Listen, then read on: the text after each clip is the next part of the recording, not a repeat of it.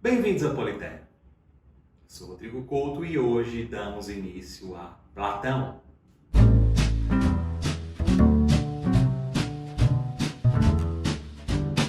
No vídeo anterior do curso História da Liberdade, vimos como Sócrates rejeitou o plano de fuga e aceitou a sentença de morte imposta por um júri de atenienses.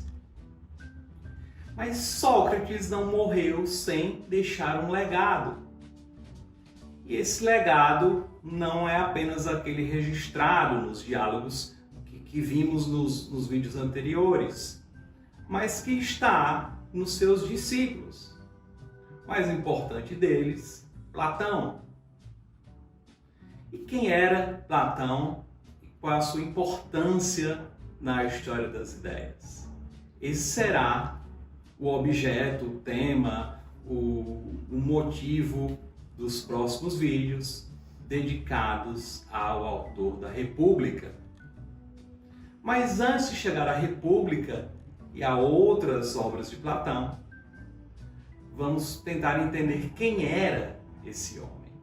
Quem era Platão? Platão é um personagem quase tão misterioso quanto Sócrates. Nós vimos que Sócrates nunca deixou nada escrito da própria pena. Platão deixou, mas ele não revela em seus escritos muita coisa sobre a própria vida. Ele não escreve em primeira pessoa, ele não oferece uma autobiografia. Então, o que se sabe sobre Platão é incerto e desprovido de detalhes. Então, vamos lá, o que é que a gente sabe sobre Platão? Bem, ele era filho de Ariston e Perictione, e através dessa genealogia é possível saber que ele era da aristocracia ateniense. A mãe era descendente de Solon, o legislador famoso de Atenas. E através de Solon, reza a lenda, claro, nós estamos aqui no mundo do mito agora, ela seria descendente do deus dos mares, Poseidon. A linhagem paterna de Platão era igualmente ilustre. Através do pai, Platão era descendente do último rei de Atenas, Codro. E através desse rei ele teria também sido um descendente, e aí mais uma vez no campo do mito, de Poseidon. Mas não sabemos muita coisa além disso. Não sabemos a data exata de nascimento de Platão, nem a data exata de morte de Platão. Não sabemos se ele nasceu em Atenas ou em uma ilha de Atenas, Egina. Não sabemos nem se o nome dele era de fato Platão. Porque vejam só, era um nome comum no período, mas esse nome não aparece nas gerações anteriores a Platão, na genealogia do filósofo. E vejam, os nomes tendiam a uma repetição. Então existe a sugestão, em alguns escritos sobre a vida de Platão, de que Platão era um apelido dado a ele pelo instrutor de Páleo, que era a luta grega. Platão significaria algo como largo, ombros largos. Então, o que nós sabemos ao certo é: Platão era um jovem aristocrata ateniense e, supostamente, desde a infância, ele tinha dons intelectuais extraordinários. Além de ser humilde, ele não era uma pessoa que estava além do seu estamento. Ele sabia que ele era um aluno, aparentemente. Ele era o pupilo. E, além disso, como aristocrata, ele teve, claro, a melhor educação. Ele teve o melhor instrutor de gramática, ele teve o melhor instrutor de ginástica, o melhor instrutor de música, o melhor instrutor, como falei, de luta. E vejam só, além disso, como aristocrata, ele teve participação em campanhas militares de Atenas.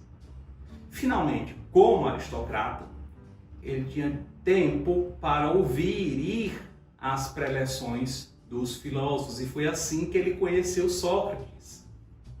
Mesmo antes de conhecer Sócrates, ele já ia ouvir os filósofos. E é Sócrates que vai definir a carreira posterior de Platão, porque ele se torna discípulo de Sócrates, e a execução de Sócrates marca a biografia de Platão. É talvez o ponto decisivo nessa biografia, após, claro, conhecer Sócrates. Vamos lá. A execução de Sócrates ocorreu em 399. O que é que ocorre com Platão antes disso? Ele, como aristocrata, tinha um destino mais ou menos certo. Os aristocratas gregos, eles participavam da vida militar, eles eram soldados, e, caso sobrevivessem às guerras, eles iam ter uma vida política na cidade. Mas vejam, Atenas perdeu a Guerra do Peloponeso. E ao perder a Guerra do Peloponeso, Esparta, cidade vencedora, impôs a Atenas uma oligarquia, os 30 tiranos que eu já mencionei em um dos vídeos sobre Sócrates. E os 30 tiranos, ou seja, não era mais uma democracia, era, como disse, uma oligarquia.